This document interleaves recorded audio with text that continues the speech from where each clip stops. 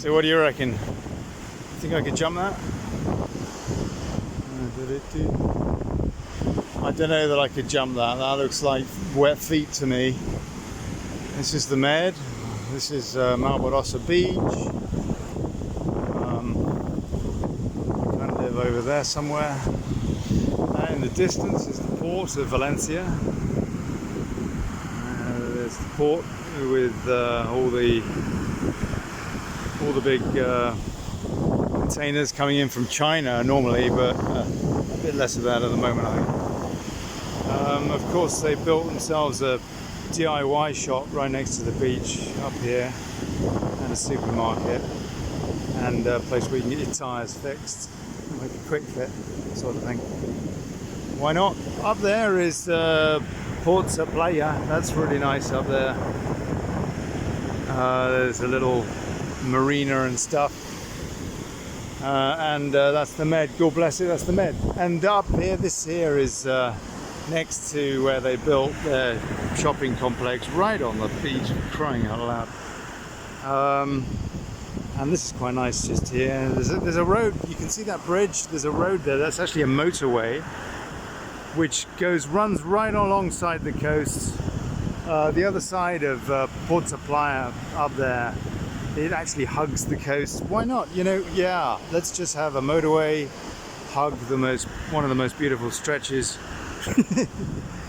But it's a nice beach. It's a nice beach. Walking up here is lovely, and it's very deep. This is only a little bit of it. This is kind of like a different section where this is a really cool little spot actually, which has been left pretty much arable, if you like, fallow, left alone, and in a few months' time or whatever, you walk past there at night and you hear all the frogs going mad and stuff, which is quite cool. Hey everybody, Olly Connelly, Daily Chaos, wearing me flat cap,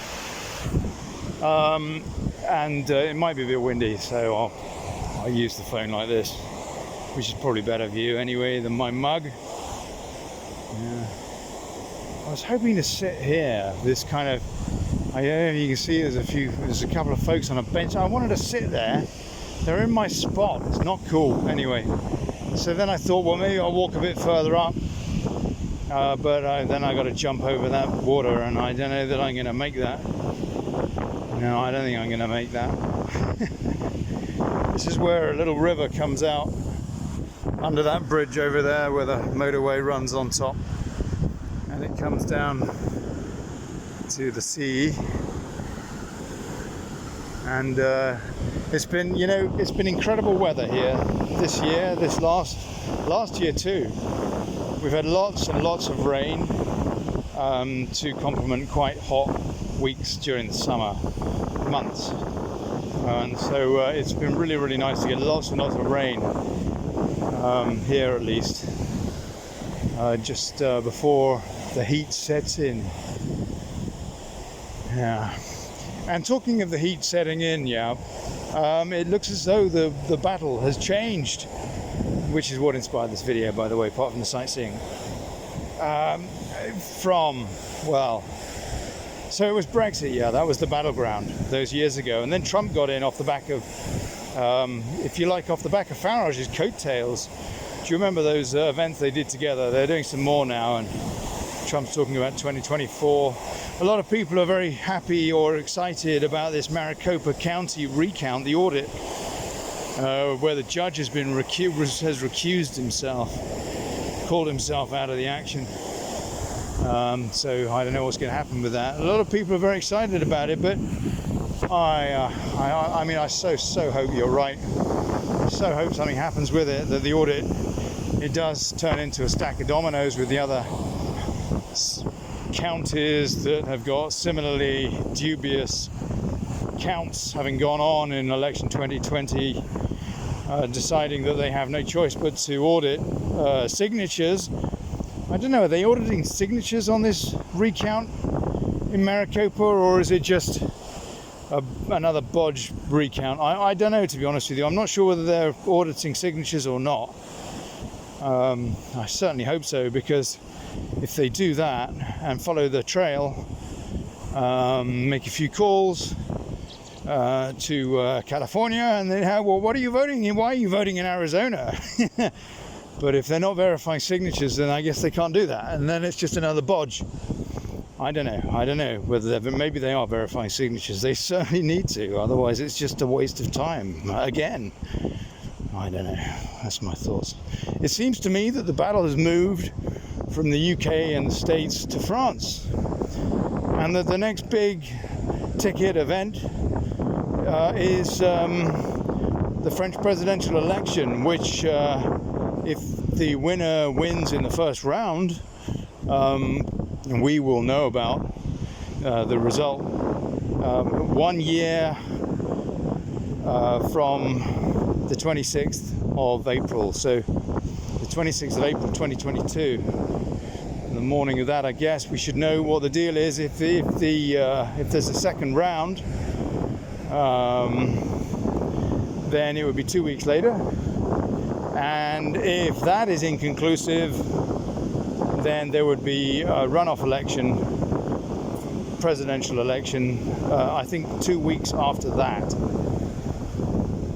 So we should know what is going on in France, I suppose, middle of May to the late of May, at the latest, I guess, 2022. Yeah, and it's fascinating what's going on in France. Focus there now. A lot of people, myself included, expected Marine Le Pen to win last time, and Macron somehow, I don't know where the hell he came out of. But anyway, this is looks as though it's going to be a more of a close run thing, and the main evidence of that is things like Macron saying, maybe we need to change the electoral system. I mean, okay, he didn't use those words, but that's exactly what he meant. We need to consider how we do the election, sort of thing. He said that, something like that. So it was the same thing, and yeah, they're going to try and do everything they can. We saw what happened with the US coup. So again, it's like, well, it would be really cool, wouldn't it, to see a bit of democracy for a change.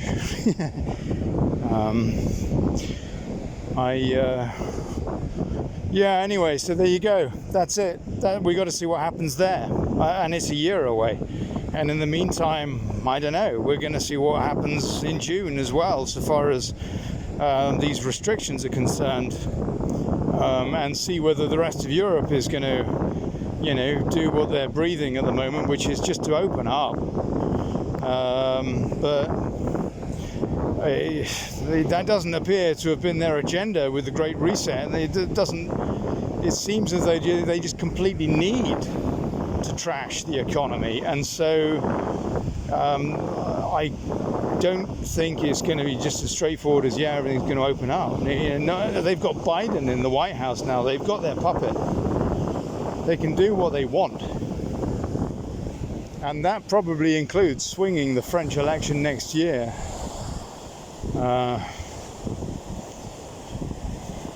Meantime, EU have ratified the Brexit thing, the deal, the trade deal. Well, it's not a trade deal, is it? So the bottom line there, is that, well, we know Northern Ireland has got no semblance of Brexit whatsoever. That's 1/4 of the UK's makeup, of the UK's constitutional. Anyway, and of course we're still, in hock to the ECB if that goes down, off the back of the kind of lockdowns that we're seeing, for example. I mean, it is a distinct possibility. We know they've just been printing money for years, and that's all they seem to do. And so we're in hock. The UK is in hock to that, to the tune of hundreds of billions if it does go down, the European Central Bank, when it has to bail out the next big problem, like France. Yeah, no, they're talking beyond Greece and Italy now. I mean, it's obvious, isn't it? That's what's going to happen when you lock down countries. The economies are going to go bust. So anyway, yeah, I guess that's where we are with all that lot. Oh yeah, no, I'm so Liz Truss and all that in the UK again. Sorry, folks in the States or whatever, but it's all part of the same puzzle, huh? It's all part of the same puzzle. And so she's going around, she's sorting out these trade deals, and one of these, and she seems to be doing a great job, yeah, actually. I hear you, don't get me wrong, at least we got Brino, yeah, at least we did get Brino. We're way more out than we were in. Well, you know what I'm saying. We have gained back a lot of control. The problem is where we're giving it now. So, for example, China, I mean, where's the hard line with China? I mean, these people that run concentrate, etc., yeah, So it's a bit out of the fat into the fire or saucepan or something. I don't know. One of these traps potentially that we could find ourselves in is this. I don't know what it's called now, but it was the Trans-Pacific Trade Partnership Party or something. I don't know. TCPPP or something, or maybe it's just CPP. Yeah, just signing up with the Chinese Communist Party. And this TCPPP, or whatever it is, this Trans-Asian bloc, basically, is what Trump pulled the US out of from, I can't remember, I think it was Biden's signatory on that, actually, when he was vice president under Obama. I think that he was the one that signed the, I don't know, no, he signed the UN Migration Compact. No, I don't know, I guess Obama signed that trade deal, I know, all that, he wanted to enact that TCPPP thing, get into it, then Trump said, no way, you know, we're not doing that, it's going to suppress more American jobs, and it's exactly the same deal in the UK. So anyway, but of course Biden's in there now. One of the first things he did was to say, we want in that, and you know, Paris and everything else he did in the first day or so, the U-turns, and or the U's of U's, you could say, actually, in fairness. Liz Truss is now, she's keen on this thing. Clearly the government's keen on this thing. So, you know, it's good to have Brexit, if we have Brexit, or when we have Brexit. When we, for example, finally sort out this ridiculous situation with Northern Ireland, resulting in violence on the telly every night, a little bit like we had in the 70s and the 80s. Not as bad as that, but God knows where it can go. And it was also predictable, and the runoff onto Scotland as well. It's all so predictable. But anyway, which we haven't really seen yet. But anyway, So it's all very well if we can sort that situation out, which should be very easy, by the way. Boris just to say this isn't working. We can't have you controlling Northern Ireland. That's it. Ciao. That's all he has to do. What are they going to do? It's completely reasonable, and it always was. Anyway, so it's no good trading the EU for China, basically, for the CCP. That's not a good thing. That's what we can't be doing, and I kind of wonder if that's what this TCPP thing is, part of this submission to China. You know, another Huawei in terms of Boris Johnson. Oh look, those people have left that chair, that seat. Excellent. That is my destination. So yeah, I don't know about the destination for the UK and the rest of the world. I guess this Maricopa thing is hopeful. I don't think it is, actually. I mean, it's better than nothing. I mean, yeah, sure, I'm hoping. But is it actually? Oh no, I found a pond or something. But is it going to happen? Is it going to happen? I mean, I wish there was the decency in the judicial profession in the United States to have the confidence that it would happen, but off the back of what happened with that election, with all those thousands of signed affidavits from people saying that there was dodgy shenanigans going on election night, and even people that were working with Dominion. There was one lady, at least, she said that. The one that said she spent the night, election night, in a room where her boss was as well, one of the governors from Dominion, that lady, for example. But yeah, thousands of signed affidavits saying they were, and then the judiciary, yeah, let's just get on with Biden. So, Maricopa, oh dear. Right, I found a nice little perch. A nice little perch.